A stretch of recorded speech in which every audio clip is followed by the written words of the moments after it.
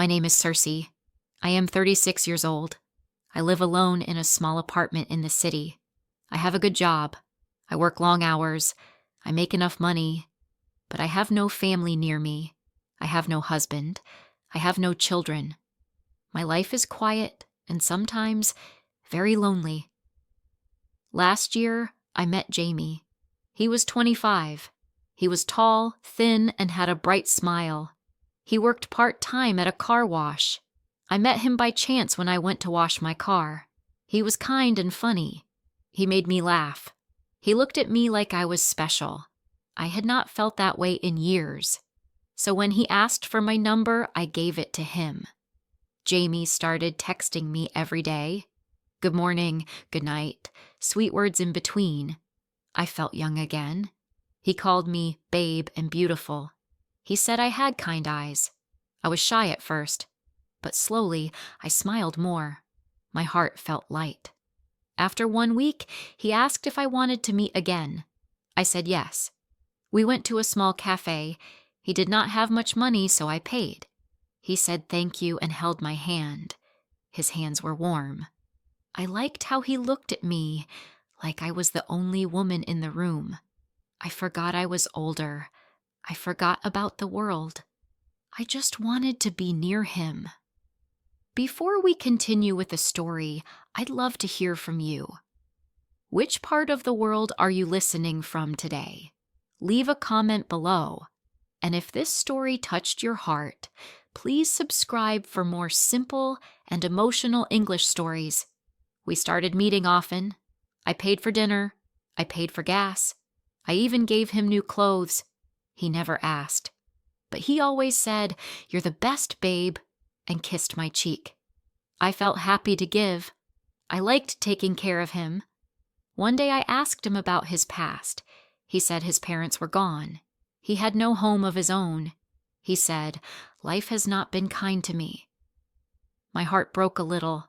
I wanted to help him. Jamie started coming to my place. He stayed over sometimes.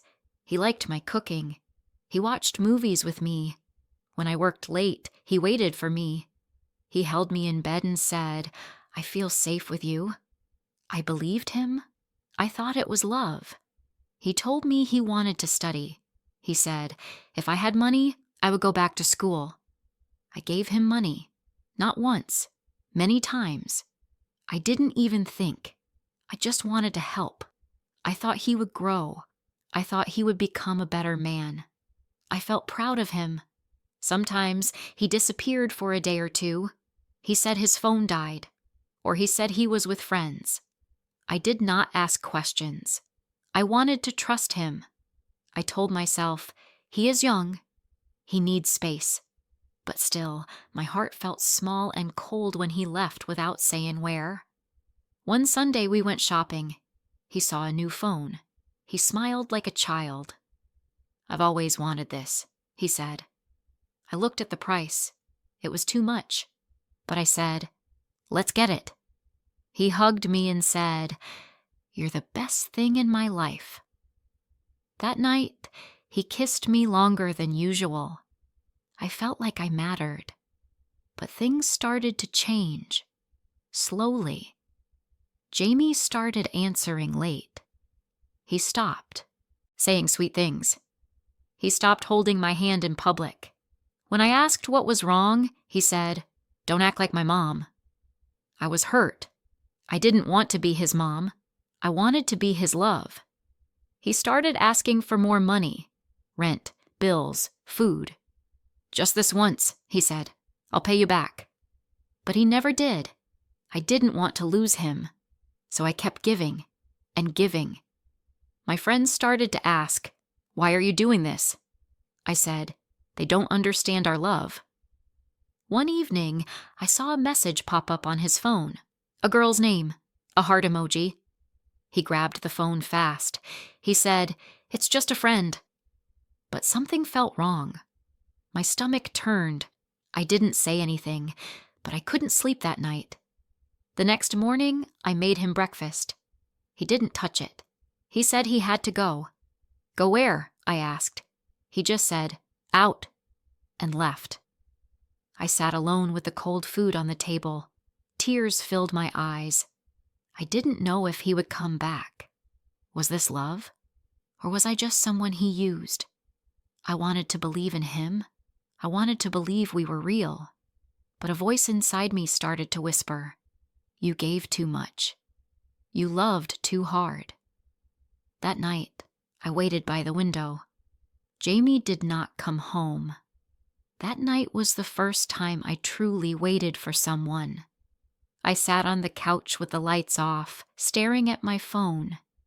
Every small sound outside made me think he was coming back, but the door stayed closed.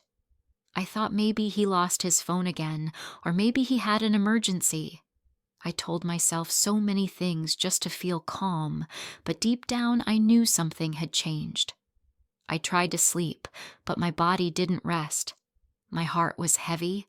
My eyes stayed open. Morning came, and still no sign of Jamie. By the afternoon, I sent him a message, then another, and one more.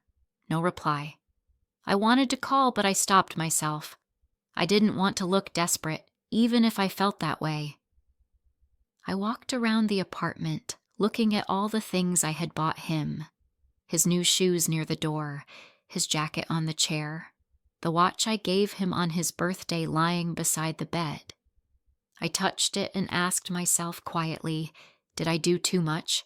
Was I trying to fill my loneliness with someone who didn't really care? Later that evening, Jamie finally replied. Just one short message. "I'm busy. Talk later." No sorry. No explanation.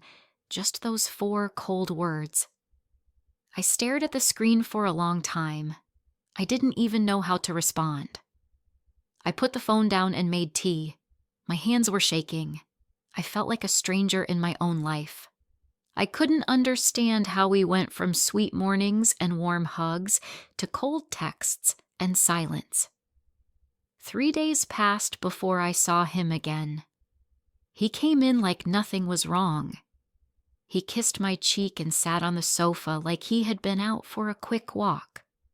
I wanted to scream, to ask where he had been, but I didn't. I just said, "You hungry?" He said yes. I cooked for him. I watched him eat. He smiled at me with tired eyes. Smiled back with a tired heart. That night, we didn't talk much. He fell asleep quickly, and I lay beside him, wide awake. In the morning, he asked if I could send him some money. Something about a car part or a loan from a friend. I didn't even hear all the words. I just opened my bank app and sent it. He kissed my forehead and said, "You're the best, Cersi." I smiled, but something inside me broke a little more. Days turned into weeks. Jamie was in and out, sometimes sweet, sometimes distant. He didn't want to talk about feelings. If I tried, he would say I was being too much.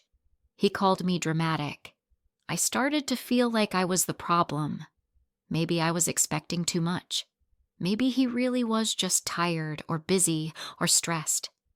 I made excuses for him because I didn't want to believe the truth. I didn't want to lose him. But deep down, I felt it. I was not his girlfriend. I was not his partner. I was someone who paid for things. Someone who gave him comfort when he wanted it. He didn't take me to meet his friends. He didn't post pictures with me. He didn't even ask how my day was anymore. I was invisible unless he needed something. One afternoon, I decided to leave work early and surprise him. He had told me he was at his friend's place fixing something. I brought lunch and drinks, thinking we could eat together. When I got there, I knocked on the door. A girl opened it. She looked young, maybe 21. She smiled, then asked, "Can I help you?" I felt like my heart stopped. "I'm looking for Jamie," I said. She looked confused. "Jamie? He's not here. He was here last night, but he left this morning." I thanked her and walked back to my car, holding the lunch in my hands.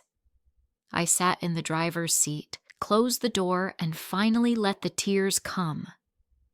I didn't want to cry there on a busy street, but I couldn't stop. I felt foolish. I felt small. All those days I thought we were building something real. He was just using my kindness, using my love. I had become something I never wanted to be. Not a lover, not a partner, but a sugar mommy. I gave, and he took, again and again. That night, I didn't wait for him. I turned off my phone. I didn't cook. I didn't clean. I sat on the floor and thought about everything. I asked myself why I let it go so far. Why I didn't stop when the signs were there. But the truth was simple. I wanted love. I wanted to feel needed.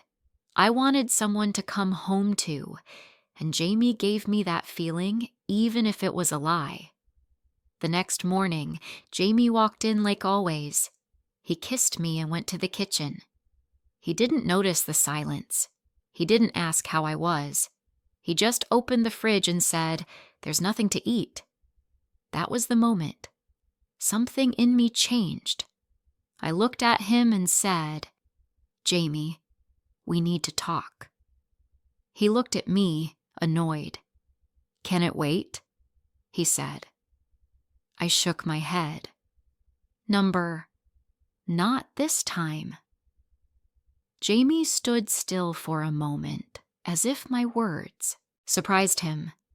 He closed the fridge door slowly and turned to face me. I could see it in his eyes, the discomfort, the irritation, the feeling that this wasn't going to be a small talk. I took a deep breath. I had waited too long to speak. I had swallowed my pain for weeks. But now it was too full. It had to come out. "I feel like I don't know you anymore," I said, my voice quiet but firm. "You come and go when you want. You don't tell me where you are. You ask for money like I'm your bank, and you don't even look at me the way you used to." Jamie rolled his eyes and let out a small laugh. "Oh, come on, Cersi. Not this again. Why are you always so emotional?" That word hit me like a slap. Emotional. As if my hurt was a joke, as if my care was a problem. I stood up from the chair. My hands were shaking, but I didn't stop. "I gave you everything," I said. "Not just money. My time, my trust, my heart. I made space for you in my life, and you made me feel like I was special. Was it all fake?" He didn't answer. He just looked away like he was bored. That silence said more than words ever could. I waited for him to explain, to say sorry, to show me I meant something. But nothing came. That silence broke me more than lies. Then he spoke. "You knew what this was. Don't act like I promised you the world." I stared at him, confused. "What do you mean?" He shrugged. "You're older. You're smart. You paid for things. You got company. I got help. That's how it works." I felt like the air had left the room. I couldn't believe he said it so easily, like it was nothing. Like I was nothing. I opened my mouth, but no words came out. He walked past me, went to the bedroom, grabbed his jacket, and looked at me again. "I didn't ask for love, Cersi. You gave it. That was your choice." Then he left. The door closed. My knees gave in. I sat on the floor, numb. I looked around the room that held pieces of us. His slippers, his phone charger, the half-full bottle of his shampoo in the bathroom. Every object in the house now felt wrong, like they didn't belong here, like he never did. I had let a stranger into my life, into my heart, and I called it love. I wanted to scream. I wanted to cry. But nothing came. I just sat there for a long time, staring at the floor, my hands cold, my chest tight. That evening, I packed his things into a bag. Everything. His shirts, his watch, even the gifts I had given him. I placed them at the door. I messaged him once. Just one sentence. "Your things are here, Please take them by tomorrow." He didn't reply, but the next morning they were gone. I stayed home for a few days. I didn't go to work. I didn't speak to anyone. I needed to feel the pain. I needed to sit with the truth. I had been used, not just financially, but emotionally. I had been a place to rest, to take from, to escape life. I wasn't loved. I was convenient. And that realization hurt more than any breakup. Because it wasn't just the end of a relationship, it was the end of a story I had written in my head, hoping it would become real. But slowly, the silence helped. Each day without him felt clearer. I started to remember who I was before Jamie. I remembered how strong I was, how happy I could be without needing someone to fill my space. I cooked for myself. I cleaned my home the way I liked it. I bought flowers just for me. No one said thank you, but I smiled anyway. One day, I went to a small cafe after work. I sat by the window and watched people walk by. A couple passed, holding hands. They looked young, in love. I felt a small sting in my heart, but also peace. I had loved. I had lost. But I had also learned. I didn't hate Jamie. I didn't even wish him harm. I just wished I had seen it sooner. But maybe this was how I needed to learn. Through pain, through giving too much, through silence and tears. Weeks later, I got a message from Jamie. Just 2 words. "Miss you." I looked at the screen for a long time. I thought about his smile, his jokes, his warmth. I also thought about the lies, the silence, the way he walked out. Then I put the phone down. I didn't reply. That night, I looked at myself in the mirror. I saw a woman who had fallen in love, who had given her heart, who had lost herself for a while. But now, she was coming back. Slowly, one day at a time. After that night, something in me shifted. It wasn't fast or loud. It didn't feel like a sudden change. But slowly, I began to live differently. My days were quiet, but they didn't feel empty anymore. I started waking up early again, not because I had someone to cook for, but because I liked how the light came through the window. I made coffee and sat in silence, not waiting for a message or a voice, just being there with myself. The silence that once hurt me now felt soft, like healing.